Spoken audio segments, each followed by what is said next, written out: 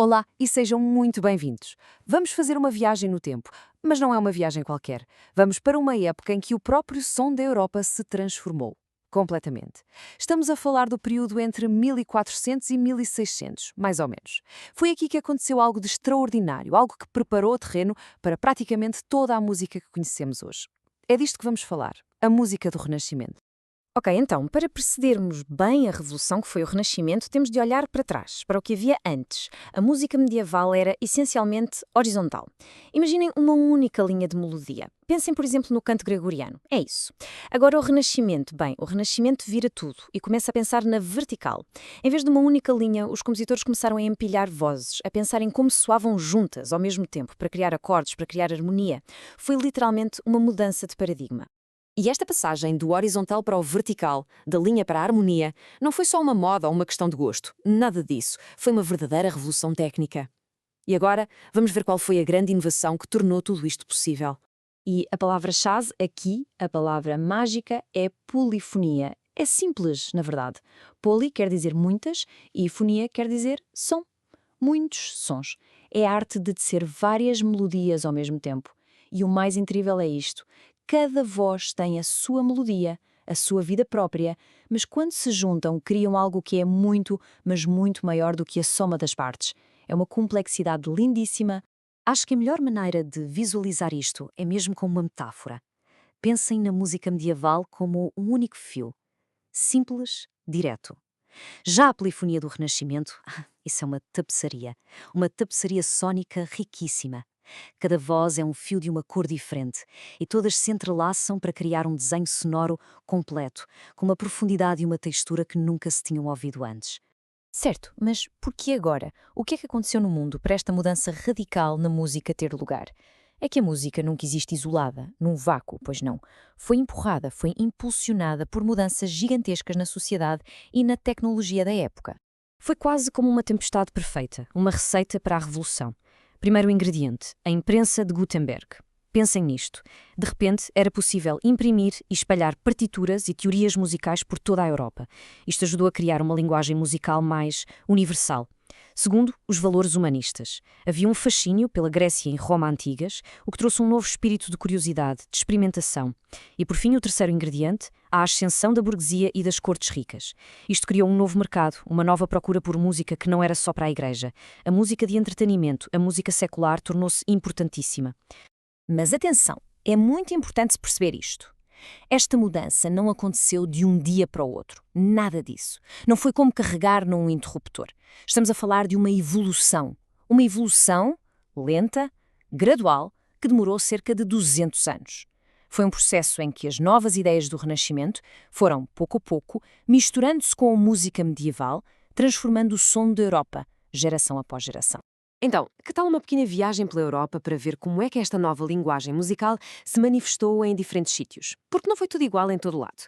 Cada região tinha o seu sotaque musical, com diferentes escolas a marcar o passo em diferentes épocas. A nossa primeira paragem, Inglaterra. E aqui os compositores ingleses fizeram uma coisa que na altura foi radical. Começaram a usar o intervalo de terça, que é uma combinação de duas notas, como algo agradável, como uma consonância. Hoje em dia, este som parece-nos a coisa mais natural e doce do mundo, mas na altura foi uma novidade. Foi este som que começou a dar aquele calor, aquela plenitude à harmonia que se tornou a base de toda a música ocidental. De Inglaterra, o epicentro da inovação musical muda-se para o continente. Vamos para a chamada Escola Franco-Flamenga. E aqui, a complexidade atinge o seu auge. Estamos a falar de compositores como o lendário Josquin des Prez, que pegou na polifonia e elevou a um nível de sofisticação nunca antes visto.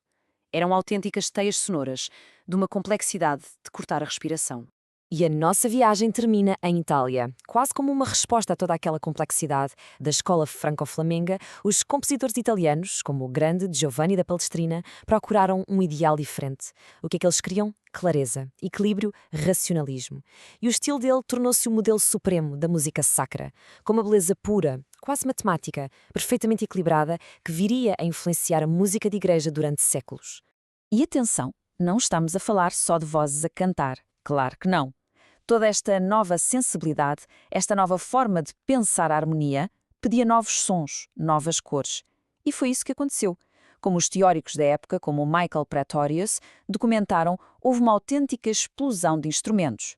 Muitos foram desenvolvidos ou aperfeiçoados precisamente para tocar esta nova música. Estamos a falar de violas da gamba, dos antepassados dos nossos teclados, de todo o tipo de instrumentos de sopro.